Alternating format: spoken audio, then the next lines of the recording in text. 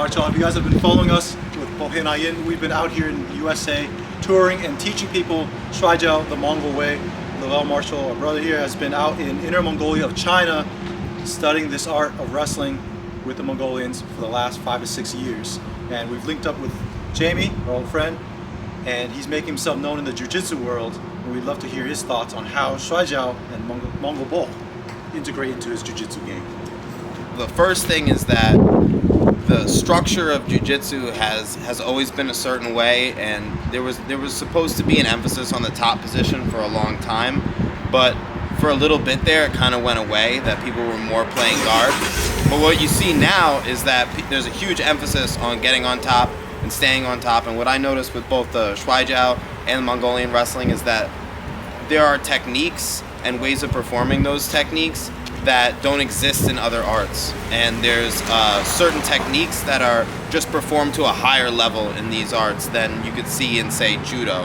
And also one of the things is that when I've trained judo, the techniques are performed in a very specific way, and it's almost like you're kind of locked in to doing everything a certain way, whereas the Shuaijiao Mongolian wrestling is so much more open about modifying those techniques, changing those techniques according to your body type. And there's a variety of options that I haven't seen before. So I think in terms of getting a leg up for the stand-up wrestling and grappling, that even without the jacket on, that the Shuaijiao Mongolian wrestling is going to provide people with a huge advantage that you can't get from these other grappling arts. Yeah, that's good. That was good. You done answered like 3 of my questions. All right. So, no, but from the past few days, what do you feel that you picked up that could benefit you specifically? Training methodology. So I feel like understanding there's a lot of things that jiu-jitsu and Mongolian wrestling have in common in terms of it's a lifestyle. You don't, when you really do jiu-jitsu, you're not just on the mat for a little bit each day. You're always thinking about jiu-jitsu. You're spending hours training, fooling around, playing with techniques. Just this idea of play, I think, is huge, and we're seeing it a little bit in the jiu-jitsu community with the whole ecological dynamics movement, but going towards more live training, not necessarily super intense live training, but playing with the positions, playing with the movements, feeling what works for you. I think that's a huge thing that I just really was reinforced by what we've done in the seminars so far. And then there's a lot of things technically, because jiu-jitsu comes from judo and so much is influenced from judo, we're always doing the uchigari or the daha with the top of the foot, the shoelaces on the ground, right? But putting the ball of the foot on the ground, that's a really good option, and it's something that just was not even I wasn't even thinking of it, but now that I was seeing the way it's done, how they do it in the Mongolian wrestling, makes a lot of sense. So that's something that I'm excited to play with. So when it comes to Shuaijiao and some of the specifics, one of the common themes with both Mongol Bokh and Shuaijiao is getting that sleeve grip. Yeah. Right? How do you perceive that? How do you see that fitting into your jiu-jitsu game? How do you see that in just a broader spectrum of grappling? What are your views on that? One thing I think is really interesting that I've been looking at these things with is why do we get a certain grip? Not just thinking about what the grip is. Everybody's like, oh, what are the grips? But I'm trying to understand, what does that grip do? Yeah. What's the purpose of that grip? So once I, for example, when I'm doing no-gi, I'm looking for the collar tie so I can hang on the person's head, because the head it's the longest lever on the body, and that's going to tire them out over the course of the match. So I'm always looking to get that collar tie, not necessarily as an attack, but to win that battle of attrition. So then I started to see the Uzemchin in Bokh, that's almost the collar tie that you guys have, because it does the same thing, that I'm hanging on you, and I'm dragging your spine down. So for me, I'm trying to understand, what does this grip do? What's the purpose of this grip? And then once I identify that, it's a little bit easier to start playing with it. And the other interesting thing with that particular grip that you mentioned is that you can sort of just make it on the judo jacket, on the jiu-jitsu gi. It's not there, but you could just fold it and grab it, and it's strong. Yeah, exactly. I've been using that for a lot of techniques. Is I get one lapel grip and one here, and it's basically that horse mouth grip. Yeah, it's just a horse mouth grip on the judo jacket, and people don't know how to deal with it, so it's almost in a way even stronger. Yes. They don't have the methodology of how to tear that grip. Obviously, the way that Chinese wrestling has been presented in the West so far has kind of been catered toward like kung fu people, right? Which has its pros and cons, but in China, Chinese wrestling is towards wrestlers, to grapplers. Kung fu people actually don't do it, right? Yeah. So because it's an actual sport, it's a profession, and people train just like they train freestyle here or something, or judo in Japan. Bokh doesn't really have an audience yet, right? It's something so fresh and so new. You being a practitioner of many arts, you actually do internal arts, you do Chinese martial arts, you do Japanese, all types of martial arts besides jiu-jitsu. What do you see for the future of not just Shuaijiao but Bokh in the U.S.? How do you think it'll fit into the West in general? Like, I have two takes on that, and one is sort of like from a personal standpoint, because I love martial arts, I love combat sports. Like, I would love to see these arts just grow and spread and be preserved just as they are. Yeah. I would love to see that, and Absolutely. I think that it's possible, just like anything else, with the investment of the right people, when you have a friendly, open community, and then also, there has to be the money there. Yes. So people have to feel like there's a future there's something that they can go with. So that's something that's going to take time to develop, and that's something that I know you're working on, and I honestly think you're the right person to do it, that you could do it. And then the other side of it is that right now, the cultural repository for martial arts in the States is Brazilian Jiu-Jitsu and MMA. Yes. That's where techniques go to survive. Yes. So what I want to do personally in my own personal project is to take things from traditional martial arts, traditional combat sports, and bring them into this other arena so that they can be preserved that way as well. And also, it's like, people might not all agree with this, but to me, what I see is that that's where it's proven. That if you can do it, like this happened with a lot of the Aikido stuff, is that when I go and I do an Aikido movement, I do a Kotagaishi in Jiu-Jitsu sparring, now all those Jiu-Jitsu guys, they get hyped about it. They're like, oh, we could use this? They're like, this is new technology. It's like a new weapon. Like, oh, this is a new sword or a new gun.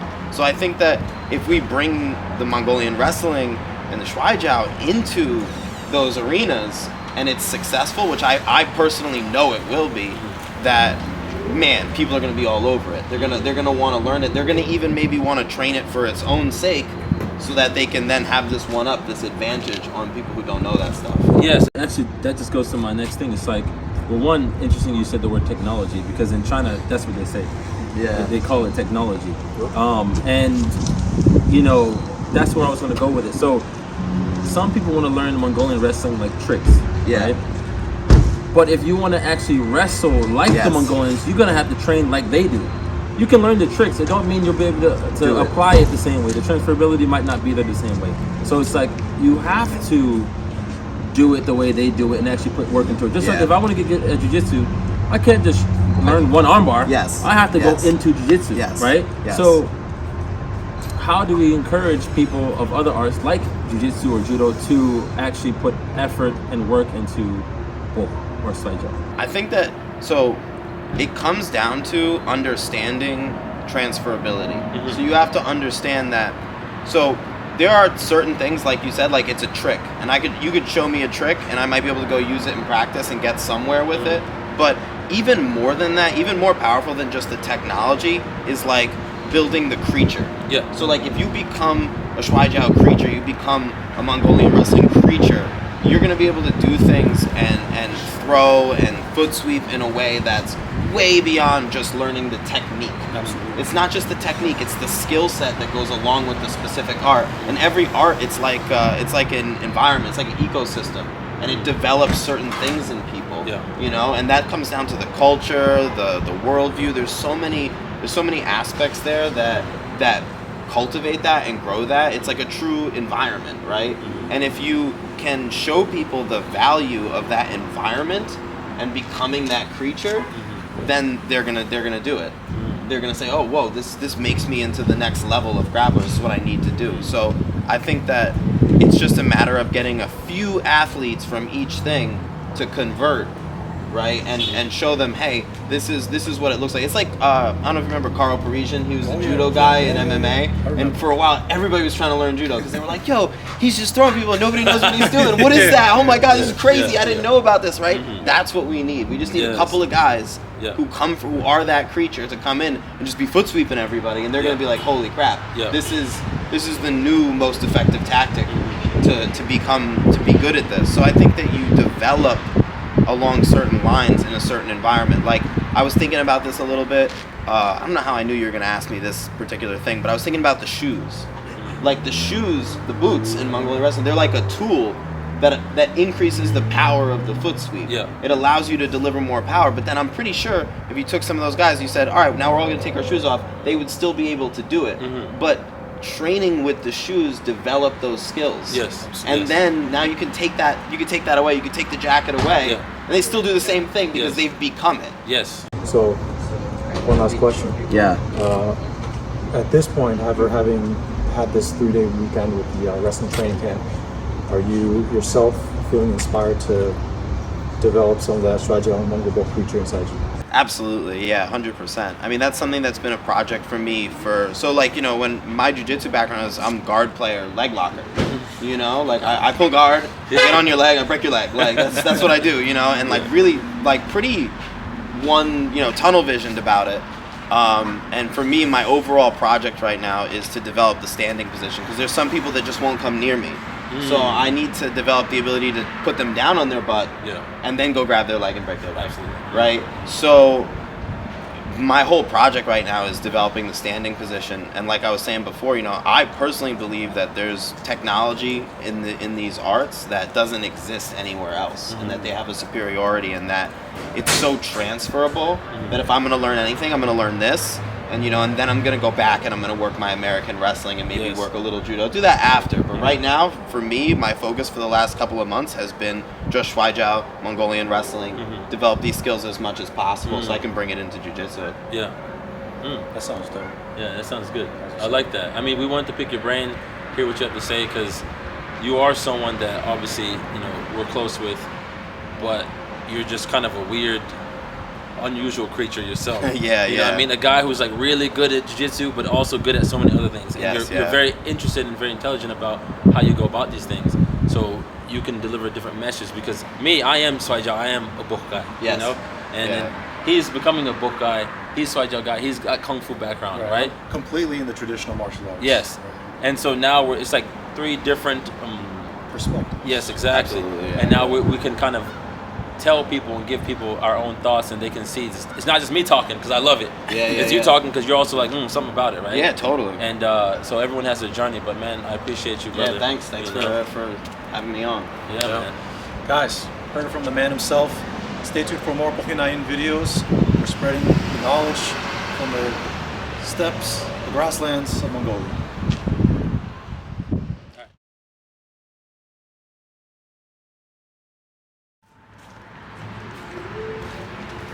Alright guys, so if you can... Alright guys. Alright guys.